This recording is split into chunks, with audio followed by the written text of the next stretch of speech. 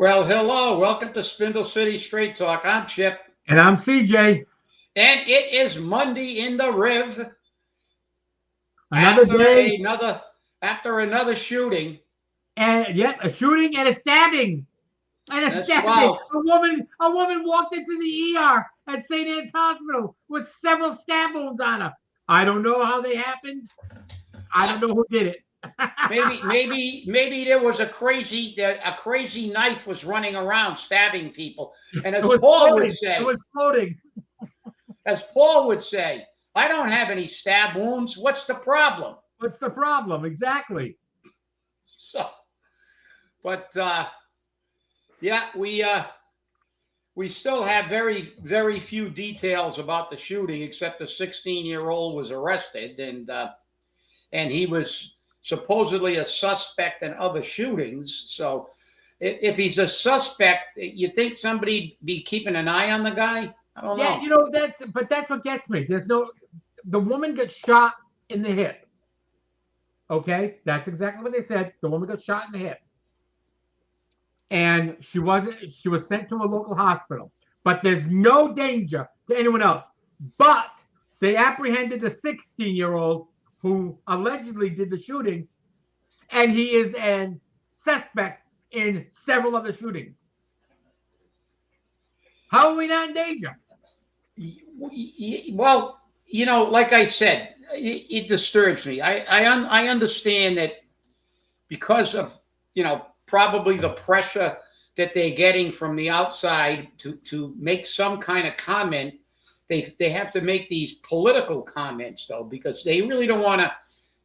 They've probably been told by Paul, you don't give out any information, you pretend there's no problem. So just say things like, "Oh, it's an isolated incident. Oh, there's no danger." Well, Right. Based on the fact that most of these people can't hit a bull in the ass with a banjo when they shoot a weapon, they don't hit what they're aiming at. And any police officer, they got her hit. and any police officer should know the 4 fundamental rules of handling a firearm. And one of those rules, it's the last rule, is to when you fire a firearm at someone with intent to actually shoot them, you have to make sure that there's a clear field behind them in the event you miss. When you're aiming at something, you're supposed to also see what's behind it and around it, because these people are not notorious sharpshooters. We have no Buffalo Bills roaming the streets of Fall River, turning guns sideways and not using the sights and squeezing the trigger with their eyes closed half the time and just emptying clips. So, I mean, this kind of stuff is almost insulting to people's intelligence, but it's also political deflection to tell everybody, well, look, we don't have a problem. Paul's been saying this for 6 years. He told the guy with bullet holes in his house, there's no problem. But, if you got a bullet hole in your house, you got to think there might be a problem in the city. So, and listen, we understand that crime occurs. Everybody is intelligent enough to know you can't eliminate crime, just like you can't eliminate fires. That's why you need a police department and a fire department. But you can at least be truthful with the people and give people an idea of what you're doing, and give them the encouragement to feel better by telling them that you're really, really making a commitment, and talk about it. Remember the press conference that they had between Will Flanagan, the then district attorney Sam Sutter, about what we were doing about the crime in Fall River? We had a newspaper article with a picture on the front of that news conference. Do you remember that one? Yes, I do. But see, that's what you're supposed to do. You're not supposed to try to just whitewash everything with, there's nothing here. Don't look. There's nothing here. So, but that's it. But yeah. Linda, we have to strict gun laws don't do anything, Linda. That's a proven fact. Most of the states with the most lenient gun laws, That's right. Okay. Linda was talking about Annie Oakley. Okay. We're not going to be sexist and only mention Buffalo Bill. Okay. Annie Oakley, too. Okay. So we're going to cover both. Okay. Good one. Yeah. But neither of them use the pronouns they or them. That's right. That's right. Exactly.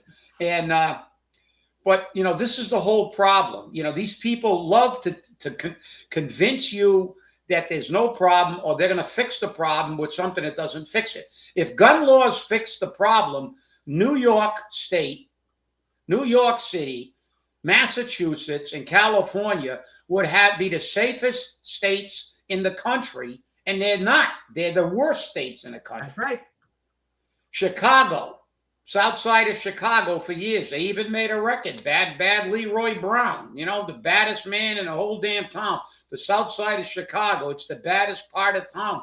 Still is. Shootings every weekend.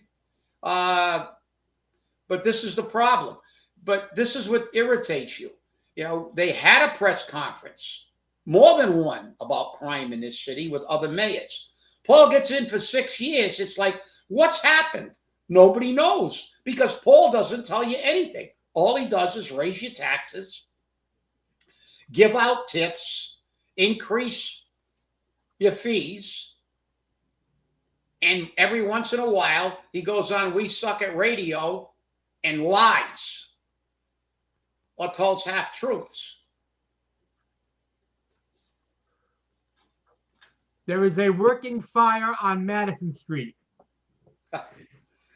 But this is the thing. Just tell the people the truth. Look, we understand you can't totally eliminate anything. You can't eliminate crime. But this is what these like I said, look at the states.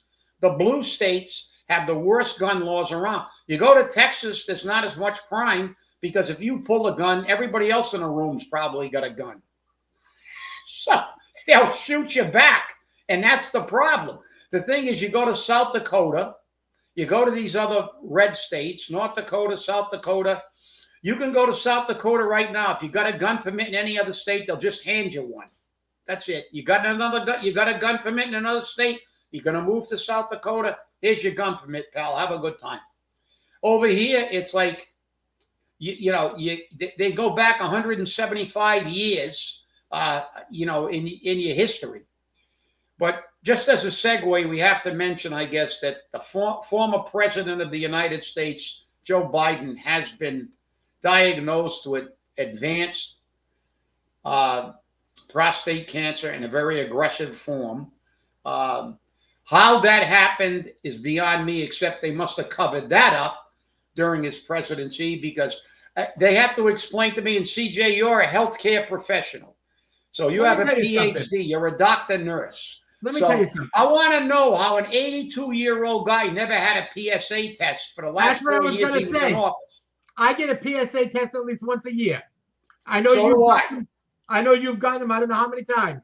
Yeah. Guess what? If they're done, there shouldn't be a problem. Plus, this isn't only prosthetic cancer. It's now moved to the bones. Yeah, it's metastasized. Once it metastasizes to another organ, like the bones, you can't cure it. And they're saying, oh, well, it's hormone sensitive. Yeah, that just means they put them on female hormones to stop the growth. Doesn't mean it's going to cure it. No, once it's metastasized, you can't cure it. And I found out something, maybe you know about it, because I don't claim to know things that I don't know. I know what I know, and I know what I don't know. I heard someone say, some doctor, I forgot what, because I watched a whole bunch of them about this whole thing. They were infuriated about, how could this happen? How could you find this now without, 82 years old? And I think statistically, when you're 80, you got about a 85 to 90% chance you've got cancer at some stage, because that's just the way it is. Some doctor said that this hormone therapy could actually make his dementia worse. How that, I don't know where they got with that one, but I'm going to have to research that one. So, but when my son was in pre-med, And when he was taking an undergrad course in pre-med, the doctor he had, and she was an MD as well as a professor. When they were doing gross anatomy, they talked about the statistics of prostate cancer, and she said basically that if everybody lives long enough and you're a male, you'll get prostate cancer. Said they did studies like in your 50s, there's only like 30, 40%. Now they're doing them earlier. Then as you got 60, it gets up a little bit. 70, it's already up to like 65 to 70%. When you're in 80, you're up at like 80% range where you're going to probably have it. So this is the reason that they've actually reduced the age to begin PSA tests and colonoscopies. Remember, it used to be like 55. Yes. Now it's 45. Right. My son actually had a friend of his who was in undergrad college with him. He wasn't in pre-med. He ran with him on the track team. But he was diagnosed with prostate cancer in his late 40s, and he was at Mass General and had his prostate removed. So, I mean, how can a guy be the sitting president of the United States, be 80 years old, and they haven't checked his prostate? That's just typical. They were covering it up. They were going to run him again. It's very interesting that this diagnosis comes out the day before the book about Joe Biden's health situation while in office. Isn't it amazing how they just conveniently came out? Yeah. Well, it's psychological moves to make everybody feel bad. Look, I feel bad for anybody, obviously, that has cancer. You don't want to see people get cancer. It's a horrible disease, obviously. Any type of cancer, but Chicken joined us on YouTube. But the thing is that hi, Chicky. It's the double whammy. I mean, this guy's got dementia, and he also had prostate cancer. Now, I mean, I guess they figured they couldn't tell anybody and begin to treat it at an earlier stage, because then everybody would have known and they wouldn't have had a puppet. I'm being a conspiracy theorist here, but I mean, if that's the case, they should all be put in jail, because, this man now, as you said, once it metastasizes, you got problems. That's right. Once it begins to move, you're done. You got a problem. And like you said, it's hormone sensitive. But if he begins the hormone therapy, there's a whole bunch of side effects with that therapy. You grow breasts, you have hot flashes, and I'm serious. I know. I'm Those are the side effects of the hormone treatment. I know. Yeah, they're very, very debilitating. Some people, they have very debilitating side effects. They get all upset, when they go through a change of life without really having a change of life. It's because of the hormone. I mean, it's a sad commentary that he's already got dementia to a severe degree. When you listen to those her tapes, it's staggering. I know how bad he was, and they were helping him. Everybody's forgetting. They listen to that tape and saying, "Wow, that was unbelievable. He didn't know anything." But he was getting coached. He had lawyers with him. He had a gyp sheet, because he went, "Oh, it was 2016. Why do I have 2017 on the paper?" Well, that's the year you left office, because it was 20. But I mean, it's sad, because look, he's, as people get older, they have a lot of health issues, and he's having now a serious health issue on top of battling with dementia. And everybody ignored it. And shame on his wife for allowing this and actually encouraging him to run again. Well, she turned around. She was on one of the news programs, and she said very clearly, people thought I was covering for him. People thought I was coddling him. I did no such thing. I did no such thing. And Joe Biden said, I wish she did. Yeah, well, they're covering for each other now, because you're not going to tell me after the debate when she was talking to him like a 2-year-old. I mean, she thinks people don't pay attention. She never had any power in her life. She became the first lady and actually the president, de facto president. And when she told him, Joe, you did such a good job. You answered every single question.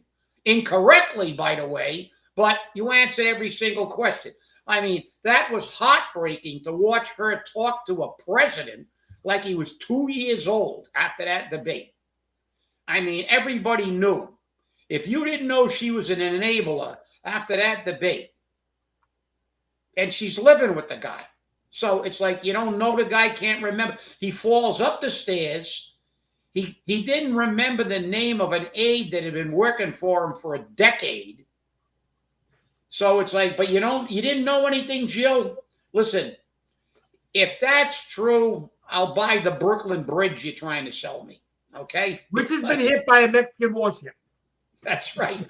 That's right. And get hit by a Mexican warship. So, but yeah, it was horrible. But you know, I didn't even know Mexico had a navy. So what there seems to be 100. Well, apparently they're not very good. I was going to say the same thing. Apparently they're not very good. Standing on the rigging and on the yard arms, but as soon as it hit that bridge, they killed 2 people. I know. I think they were trying to change the rigging. It was a tall ship. Yeah. And supposedly, you know, they knew how tall the bridge was, and their masts were taller, and they didn't figure out they were going to hit it till they were almost on the bridge. And it was like, whoops, you know, we don't have clearance. Hey, at least the bridge withstood the impact. Oh yeah, that thing's been there since that's been there. Can you imagine if we had another Maryland? That's been there since the 1800s. I know.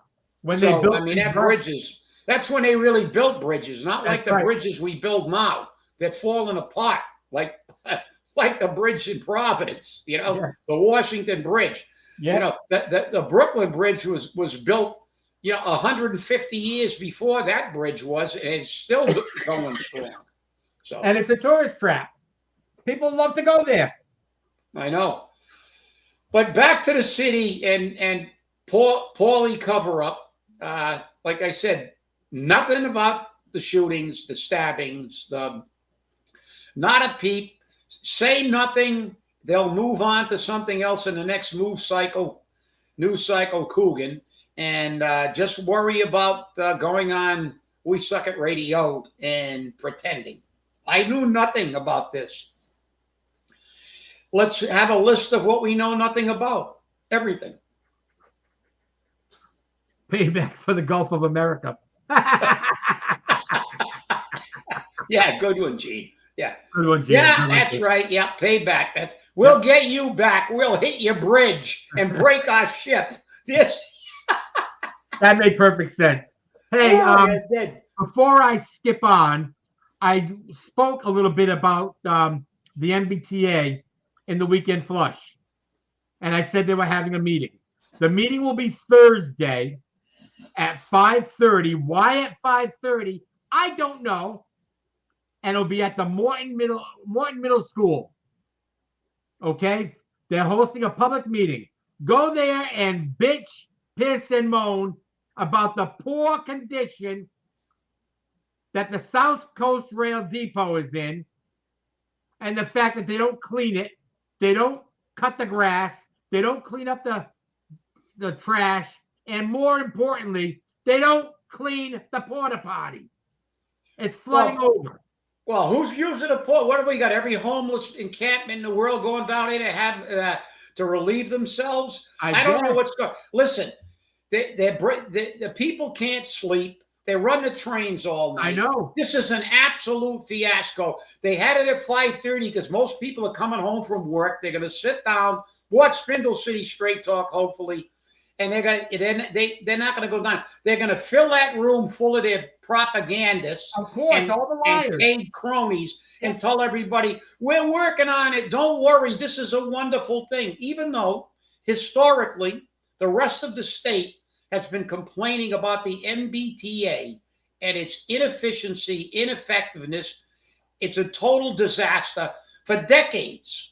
It's hundreds of billions of dollars in the hole. They can't run a one-man parade there. They've changed directors. No matter what they do, it's just a massive, typical public boondoggle. And they're going to try to con you again and say, don't worry, this is only temporary. And we're going to fix everything. I've been talking to Governor Healy. No, everything's all, we're going to fix it. Yeah. And they're going to expect you to believe it. Yeah. And here's the kicker. All right. Just think about this for a second. The previous general manager of the MBTA is running for governor. Can you see the cluster the state's going to be in? We won't be able to recoup anything. Our taxes will go to 10 or 15%. Well, he did such a good job. It's kind of like letting a vice principal run the city, isn't it? Yeah, exactly. Yeah. So they weren't very good. There.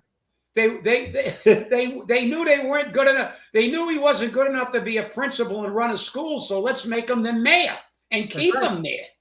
So, I mean, it's kind of like the same thing. Here's a guy that ran that didn't do one thing to even turn around the MBTA. They got deeper in debt because they can't lay off anybody because they're all political hacks that somebody put on the job. You know, they fall asleep at the wheel. The thing breaks down. There's no maintenance. What a surprise. There's very little maintenance. They don't cut the grass. Doesn't that kind of remind you of like the Fall River schools? Every school, every building in Fall River that we have to pay, the taxpayers have to pay to rebuild, they tell you it's in a total state of disrepair. They forget to mention that for all those years that building fell into disrepair, we have had not only a school department maintenance department, we have a DCM, which by ordinance is directed to maintain every public building in the city of Fall River. They don't fit, and they give them pay raises after they tell you they screwed up. Right. We had the picture of Kenny Pacheco getting suspended in 2012 for screwing up on a city side. So what does he get as a punishment? Go to the school department and get a pay raise. That's it, Kenny. You're in trouble. You screwed everything up on a city side. You didn't tell us who did the windows. You refused to tell the city council, and they didn't fire you. So your punishment is you're going to get sent over to the school department where nobody knows what's going on, and you can screw up again. And you screwed up so bad in the school department, we found out about it. You know how difficult that is to find out about anything like that on the school site? We found out about it, and what did Paul Coogan say? Paul Coogan said, oh, you know, everybody makes mistakes. Let's give him a pay raise. That's right. Tommy Curry starts singing with his guitar. Oh, he's the greatest man I ever met. He's a wonderful guy. Shut up. Stop picking on him. Give him a pay raise, please, please. It's only your money. Let him screw something else up. Oh, and remember, when we need to know how much it's going to cost to clean up the mold, you don't need to know. We got to do it anyways. Well, yeah, you know, that's a nice title. I like that, Gene. I know. I had that up for a while. Transportation czar. I like that. That's he is, you know, he's been the czar for a long time. You know, there's a big influx on who run the press. Now that they've heard the her tapes, they're finally waking up and saying, who was running the United States of America for 4 years? This guy's incapable of walking upstairs. So now we got to have to ask, who's running Fall River? Well, we know you just named him. He's one of them. He's one of the puppeteers, without a doubt. There's no doubt about it, because Paul can't run a one-man parade. He's the first mayor I ever saw. When I ask him a question, he goes, oh, I don't know nothing about numbers. Well, you're supposed to. You don't have to be the accountant, but you better ask the accountant to justify your numbers. Ryan Lyons is getting a $50,000 pay raise. Come on. And 7 employees. And what are they? How much do you want for office furniture? $9,000 at one time. Yeah, didn't you want like $9,000 for furniture? Yeah, I think that was just for a desk. Yeah, it's nuts. Yeah, and somebody brought up something interesting, which I did put in the weekend flush. Okay, like I said, I don't know Nick McElhaney. I don't know how good of a job he does. I know he's thrown himself on his sword for Paul a couple of times. Maybe that's why he's getting the big pay raise. But they asked, is he certified? I don't know. I don't know. Then again, why should we know? It doesn't make any difference. You know that. That's why politics is, many years ago, it's a problem with you guys like us that used to ride dinosaurs to work. We remember shit. Hey, be careful. My dino was nice. That's right. They had many years ago, Carlton Viveris had a reorganization like Paul does to justify pay raises of the entire city and every department in it. And that was called the Coopers and Libran study. And in the Coopers of Libran study, they went over all the things that should be changed and replaced and reorganized. And they also said, these people all need pay raises, and you need certifications in order to have these positions, right? And what happened? Carlton Viveris gave the then director of DCM, it wasn't DCM then, it was Public Works. It was DPW. It was DPW, Department of Public Works, and he was an old friend of his from down below the hill. He was the head of DPW. He had nothing, like Carlton, no degrees, didn't have anything that they said you needed to do to become the head of the department. They wanted engineering certificates and stuff like that. Just like in New Bedford, they wanted actually a college degree to be the police chief, right? So they wanted a degree. So, but they said that in the Coopers and Libran study. So then the only part of the Coopers and Libran study that Carlton paid attention to was give him a pay raise. He didn't have any certifications. They left him in there.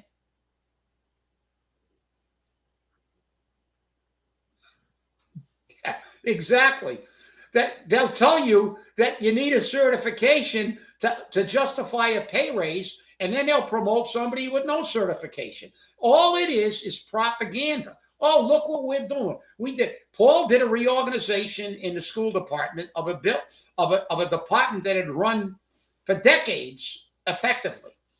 So he went from one supervisor to 4 supervisors, gave them all a pay raise, and promoted the guy that was doing allegedly the mechanic work on his own vehicles. It's being investigated now, which will never go anywhere.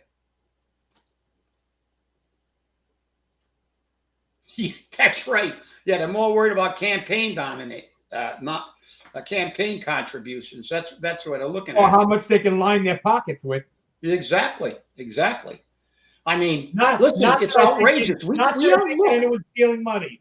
Not that I think that anyone's stealing money. I think they're questionably allocating it. Like we're going to have to change the name of Fall River to North Korea, like Korea, because we know nothing about. Think about it. What do we know about anything? Do we know anything about all the allegations that's going on in the school department? Nothing. Give us the numbers, Nelson. Give us the numbers. Yeah, give us the numbers. We've been looking at the budget. We've been looking at the budget. The budget, we see all the little pay raises slid. You realize that, like I said, Ryan Lyons, let's look at it. Ryan Lyons took over a department that had been run very effectively by Liz Camara, no relation to me. I'm not throwing her a bouquet because she's related to me. She's not related to me. Very common name. Liz Camara before her, very effectively, that when we had big elections. Liz Camara goes to the retiree meetings every month. I asked her point blank at one meeting, how many people did you have when you left? She said 1 full-timer and 1 part-timer. And she was he's going to give Ryan Lyons a $15,000 pay raise, which is basically 50% of the gross annual income, yearly income of the median Fall River resident, which is 31. So it's almost 49%. 49%, and he's got 7 employees now.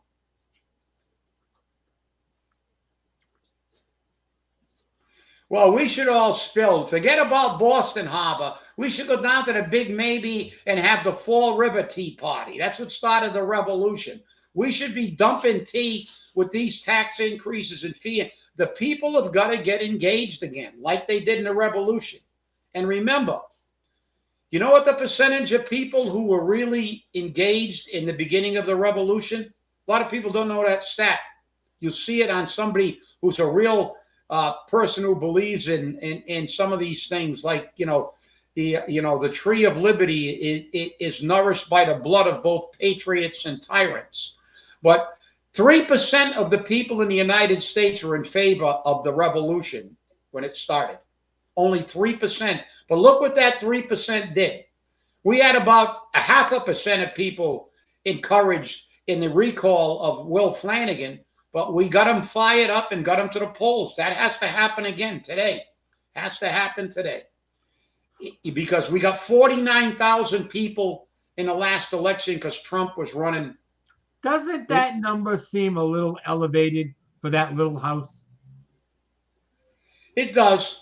But like you said, what did you say on the last show? You wouldn't trust anything from that as far as you could throw the building. So I really don't. I don't have any. This last election, the Republican Party they really organized hundreds and hundreds of lawyers and hundreds of volunteers. They really monitor everything, and they found all kinds of stuff, but they prevented a lot of it. And so we had an election that was fairly, there'll always be people like the woman in Connecticut that's been caught ballot stuffing, I don't know how many times. But this is it. Can you trust numbers from there? No. There are still allegations because she just passed away, Marilyn Roderick, who was the first person to run against Carlton Viveris before he started his 12-year reign as mayor. There are still allegations that ballots were thrown out of the city hall out the back door during that election, and she only lost by 136 votes or something like that. Something like that. It was a thin election, 136 or 300 something, but it was a very, very small amount. And there's still allegations to this day that there were people. Actually, somebody got a nickname out of that election, right? Rigger Machado. The Rigger. That's right. So somebody actually got a nickname out of that election. But that's the problem. Without information, you're helpless because you have to trust people. And you can't trust politicians. They've proved it time and time again. We've got the list of the people who got kickbacks from Ukraine. We got the list of the people who got kickbacks from the pharmaceutical companies, both parties. They only care about getting rich, getting their friends rich, and screw the taxpayer. They don't care. They were giving money from Ukraine when we could prove that hundreds of billions of dollars were not accounted for, and they still were pushing for it. Now you know why. We don't even have to go that far. We just got to look at Paul. Just got to look at Paul and his banker friends, his developer friends, his lawyer friends. Just got to look at Paul. That's it. That's exactly it. Okay? You want to see how dirt flies? Sit in Paul's office for 1 hour, and you'll see how much shit flies. Okay? When he opens his mouth and when he talks to his people. That's where you're going to see it. Well, I don't know if he's going to run. Is he going to try to get the homeless vote because they're using all the porta potties down at the MBTA? I guess so. Vote for me. I gave you a porta potty. Meanwhile, vote for me because I gave you a porta potty. But remember, I made it illegal for you to sleep in the parks.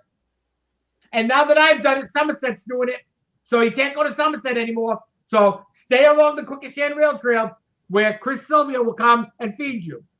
All right, I'm putting up Nelson's post. That is, I can guarantee you if they break that budget down, there's a lot more money that isn't even in that total appropriation, that they've got magic money or they're going to delay it or kick it down the road. Right. Like I said, this is the problem. This is the reason we need a full and independent forensic audit, because if our liabilities were looked at by an independent accountant, like somebody from Ernst & Young that we hired, that used to do, the guy that we hired to do the healthcare plan, his name was Jerry McGovern. No relation to No the relation. Jerry McGovern. We have a lot of no relations around here. He was a senior accountant for Ernst & Young, and he had just got done with a multi-trillion-dollar audit of the state of Kentucky. And when the stuff they found was horrifying. It was horrifying. I do not believe. I think that, yeah.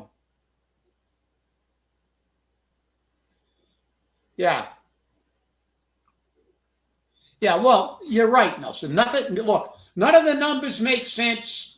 They will make sense when he leaves office and the next man goes, well, sorry, everybody, we're in receivership. Right. We're broke. It's going to be like the MBTA. What did they say? We've been running for 100 years. They made a song about us, and we're $500 billion in the hole because we can't run a one-man parade. Just like they do all the time. Look what they did when they took over their health care on a state level with the GIC. They're $200 million in the hole, and who's going to pay it? We are. What did Maura Healey say? They're picking up the debt for the GIC, right? She's not picking up the debt. We're picking up the debt. And when he leaves office, hopefully at the end of this term, I don't care who you vote for, but not him.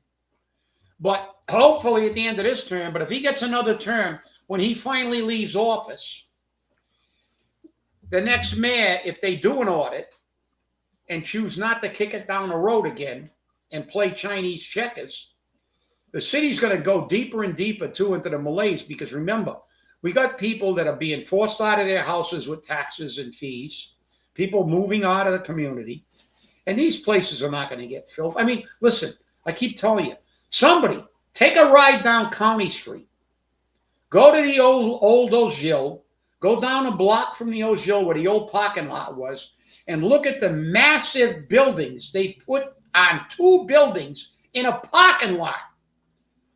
And that building, you walk out the front door of the new building and you're on the sidewalk. And in the back, they've got a driveway barely the width of a car. That's your entire yard. It's like you're living in New York City in a ghetto. They think that we're going to get people from Newton to come live on County Street, walk out their front door, have no yard. You can't even put a grill out in the back because there's no room for it. I mean, they probably have no grass. I mean, this is nuts. I mean, these people are telling you that the MBTA works. It doesn't. And Nelson and Colin made a great presentation. Showed you all the facts. Showed you a picture of the newspaper articles in the Boston Globe. Showed you the videos of the Channel 5 news, the Channel 7 news, about how screwed up the MBTA was. Showed you articles from other communities that were complaining about how pathetic the MBTA was. And you still bought the line of BS. I don't know, people. I don't know. You know, there's an old saying in gambling. If you're sitting at a table and you're looking for who the sucker is and you can't find them, it's you. You know what that means? It's you.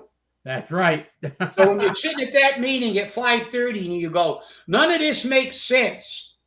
Is everybody totally nuts in this city? They keep buying this stuff, whether it's the charter, whether it's the Durfee's going to be paid in 8 years. You name it. We can put a litany. We can do an hour show on promises that Paul made and people that he employed, and we won't have enough time to get it into the hour. So, I mean, that's all we know that's happened. We don't know anything about Malone. We don't know anything about John Burry. We don't know anything about any of the shootings. We don't know anything about any of the stabbings. We don't know anything about anything. This is like, it's now North Florida, not Fall River. I'm going to tell you now, if we go back in the archives, and I have all of them. Okay, I have all of them. If I go look at all of them, I will guarantee you that everything that we have said will not work, will have a problem, will be disingenuous. We were right. No, I'm not saying we're perfect. I'm not saying we're perfect. Far from it. I'm not saying we're perfect. But guess what? When the charter came out, we reviewed what they put in it, and we said clearly, this was bullshit. It won't work. And ever since, the charter has not been followed unless it suits Paul. If it suits Paul, he follows it. If it doesn't suit him, we don't follow it. The day after it got passed, there was a lawsuit.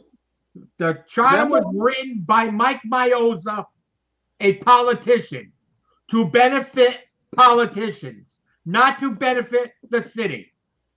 Yeah. And what is Where's Mike Mioza now? He's a magician, just like he was then. He's a magician. And there was a lawsuit filed the day after it passed. That's right. And Mike Mioza's disappeared. Nobody's seen him ever since, basically. That's right. They've all disappeared in shame, except for Dan Robillard, who was the only one that voted against it and filed a minority report. And Josh, to answer your question, so because you have a bullet in your house, that means bullets are flying all over the city? The answer to that question is yes. That's exactly what it means, Paul. That's exactly what it means. That's right. There are bullets flying all over the city, not only in Josh's neighborhood, in every neighborhood in the city, even in the North End occasionally. But over there, they try to solve it. They can't. And in the North End, they don't talk about it. That's right. In the North We End, had a murder on North Main Street, so that's north. It's not for the north. But I mean, listen, it's just bizarre how they can just flat out. What we got to do, and by the way, I like the picture on your posting thing there. I like the picture of Trump saying "fight, fight, fight." That's what we got to do again. That's right. You got to get that same attitude you had in the recall. I don't care if you're a Republican. I don't care if you're a Democrat. I don't care if you're an independent. We've got to change our government. We've got to have a Fall River Tea Party. We've got to have people come to the polls, and we got to basically boot everybody we can. Well, I'll give you a good one. I've just received sometime yesterday, an email regarding an organization for independent candidates, unenrolled. And if you're looking for physical or financial help, contact them. I don't know if they're a PAC, an organization, or whatever they may be, but it's going to be interesting to see because people are running independent. I'm going to make a comment about this one. Go ahead. Okay. No, I have to disagree with that. If Nelson's figures are accurate, rich people were not paying what they should have been paying. We were paying probably more than they get paid. And if you got screwed, it's because of what Nelson was exposing then, that there's a dual standard. Just like Kathy Ann Viveris, when she got a massive pay raise and was making beaucoup money, that she was paying less tax than anybody else in their neighborhood by a mile. And it was a waterfront property. We're getting screwed. You're right about that part of your post. We are getting screwed. But there are people that are getting a filet mignon and lobster dinner on us because they're not paying anywhere near their fair share. And Nelson was correct, because if they would pay their fair share, it would actually reduce our taxes. This is why we need a full forensic audit on everything, including how we assess our taxes, how they are distributed. And remember, when we found Kathy Ann Viveris getting it, they found 3 or 4 other people. That's right. Who were city employees who were getting a nice sweetheart deal. So the moral of that story is we need a forensic audit. I mean, it is, we were getting screwed. You're half right, but he was right. When you're right, you're right. I always, I call him like I see him. and I disagreed with some opinions on some people. Just like as much as we like Michelle Dion, I disagree with her position on the police chief. I understand her motivation, but this is the problem. See, this is your politics 101 lesson. You can't find anybody that you're going to agree 100% with. That's right. So you got to vote for somebody that's going to try to look out for you. Michelle has looked out for us. She made a vote that a lot of people said, well, we're kind of disappointed. But her record speaks for itself. Speaks a lot better than a lot of other people. Paul Coogan has done nothing for anybody, and people vote for him for political reasons. This is the problem. Problem is, look, if you're going to get somebody that's telling you he's going to give you every single thing you want, you better not vote for them because they're lying their ass off. That's right. I'm sorry. They're full of shit. You can't agree with anybody 100%. Sometimes CJ and I don't agree with ourselves. That's right. 100% of the time. But we remain civil. You got to be realistic. We remain civil. We can disagree and remain civil. Just because you don't agree with somebody doesn't mean you have to hate them. I can look at I've gone head to head. Carlton and I Carlton Viveris and I are good friends. Every time I see him, he comes over. We came to an agreement after I took over, and we were really going hammer and tongue. And he realized that if he talked to me truthfully, we could disagree without being disagreeable. We would ultimately settle it if we had to in a JLMC like we did a couple times. But we realized that, look, it's, you don't take it personally unless they make it personal. You start attacking your character, when they start calling you names, when they start making things like the Dems do a lot, calling everybody Nazis. And look, I don't agree with everything Trump does. I don't agree with anything virtually anybody does, because I've got my own, what I feel is that those are what I think should happen. I don't agree with everything in the big, beautiful bill that they passed. That's right. Neither do I. But I agree that people should not be paying taxes on Social Security when you get the retirees. I agree with a lot of things. But is he working for the people? I can't agree for it. Yeah. Just like Michelle Dion has stood up for the people of Fall River, Trump is trying to help. And the Democrats just lie, just misread. Oh, they're going to destroy Medicaid. No, they're going to take waste and fraud out of it. That's not destroying anything. Anything that helps people, they're not going to take it out because it'll never get through. Because senators and congressmen will not vote for something that's going to destroy their elderly population and not get them reelected. So you got to have some modicum of intelligence when you look at this stuff. They lie all the time. It's like Paul.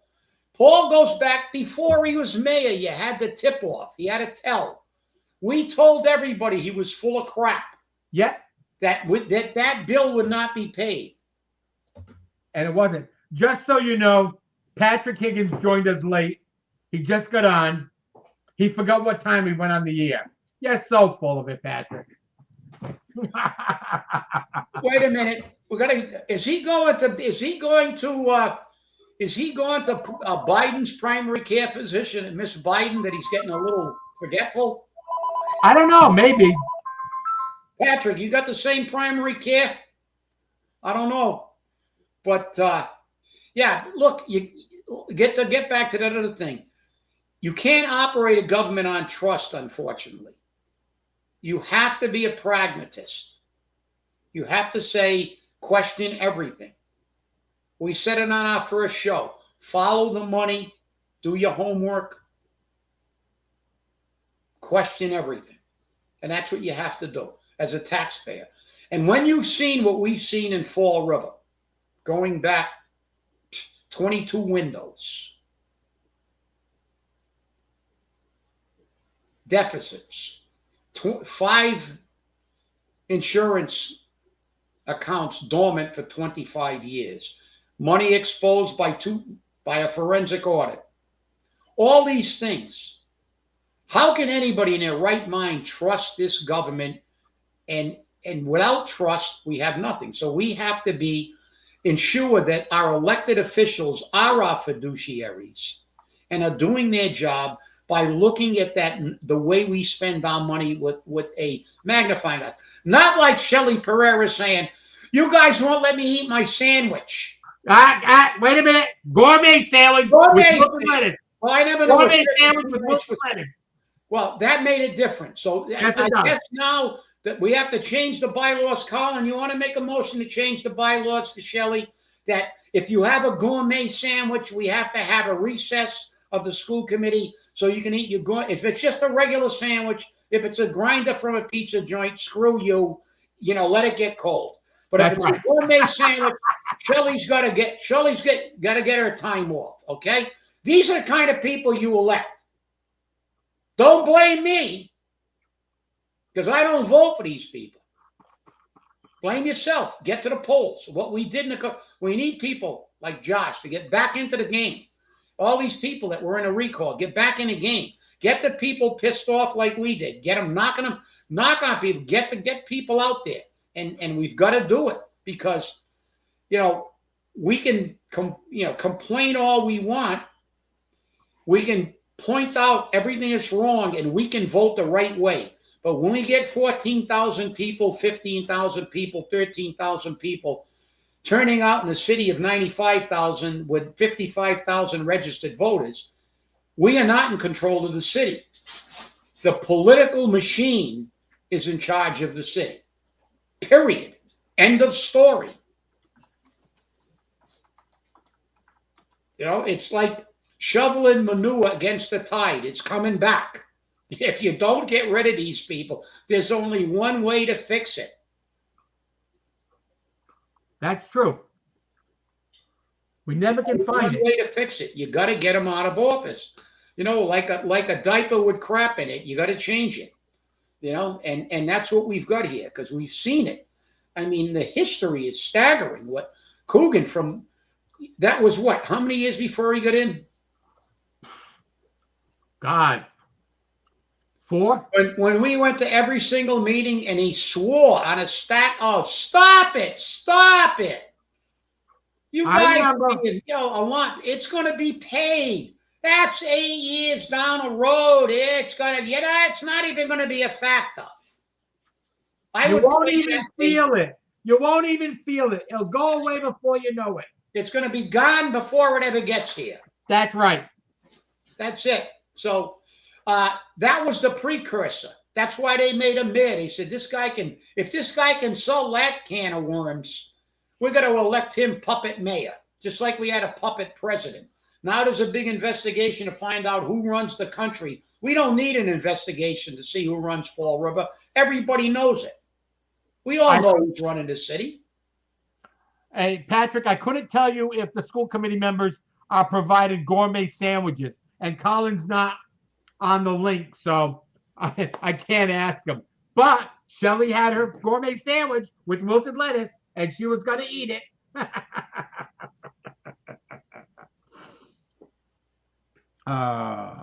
Yeah, well, we're getting some good comments here. He doesn't get a genius. He couldn't make principal. That's what I'm saying. Imagine, that's kind of like the guy that ran the MBTA further into the ground, running for governor. Now, There's a guy that I think will probably get elected, unfortunately, in Massachusetts, because there's his credential. I'm a politician. I know how to tax and spend. All you rich people, vote for me. I'll keep you rich, and I'll make the poor poorer, so we'll have a bigger disparity, which is the biggest. Gourmet sandwiches with lettuce. Yeah, but this is what lettuce. Wilted lettuce. Get it right. Wilted lettuce. Wilted, yeah. Nobody likes wilted lettuce. Yeah, well, Shelley said, I'm going to eat it with the wilted lettuce. I want to eat my sandwiches, and I'll eat it with the wilted lettuce. She's tough, man. Yeah. I don't know how she could eat that wilted lettuce. That could be poisonous. I don't know.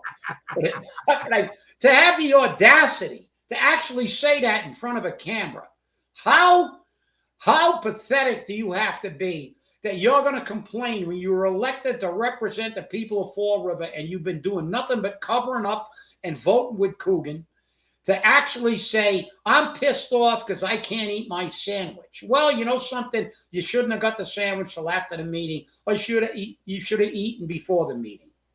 Well, she said she can't because she goes straight from work to the school committee meeting. Oh, well, that's terrible.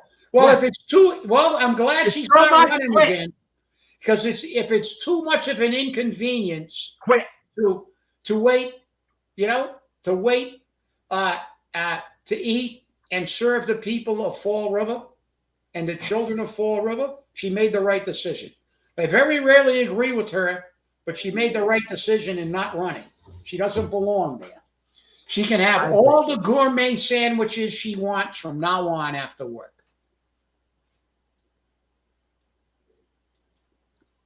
Oh. I figured the tip was going to save Nothing a lot of money. Oh, God. I love the names, though. You got to give them credit. You really got to give them credit that, you know, these, you know, they don't put one layer of lipstick on a pig. They put like 1,000 layers of lip. They get these beautiful names. Lafayette Lofts. That's right. It sounds like, you know, when you and I don't know when you were in San Francisco. With me, it was eons ago. But when I went there, it was one of the most gorgeous cities in the world. You know, yes. That's a place you would expect to see a complex called the San Francisco Lofts or the Lafayette Lofts. Lafayette Lofts, it's in the middle of the Flint. The Flint's always been a blue-collar neighborhood. I'm sorry, even from the beginning of Fall River, rich people never lived in a Flint. They lived in the Highlands. That's they right. smoked their cigars in the Highlands on their widow's watch.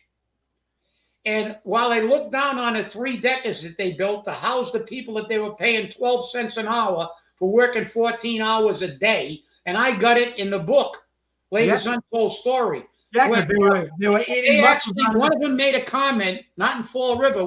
The attitude they had was, why do you have children chained to machines and working 14 hours? They said, well, if you give them, all they can do is drink and fornicate.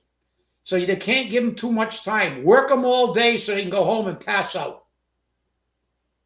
Yeah, well. So listen, for the Lafayette Lofts is not going to be inhabited by rich people from the Boston area or from any other area, because when you walk out, go down County Street. Like I said, please go look at what they just built in the. If you ever went to Rose Hills, go there and look at what they built in a freaking parking lot. You couldn't even get 25 cars in that parking lot. They just built 2 giant buildings. Yep. Thank the ZBA for that. Another bunch of corrupt politicians. So it'll make for an interesting time. Well, I want to thank you all for watching. Patrick, you shouldn't have been late. Shame on you. Okay? But such is life. I want to thank you all for watching. And remember, stay safe, stay angry, and hold your politicians accountable. We'll see you on Wednesday. And I'll remind you on Wednesday that on Thursday, there's the MBTA meeting at the Morton at 5:30. Have a great day. See you on Wednesday.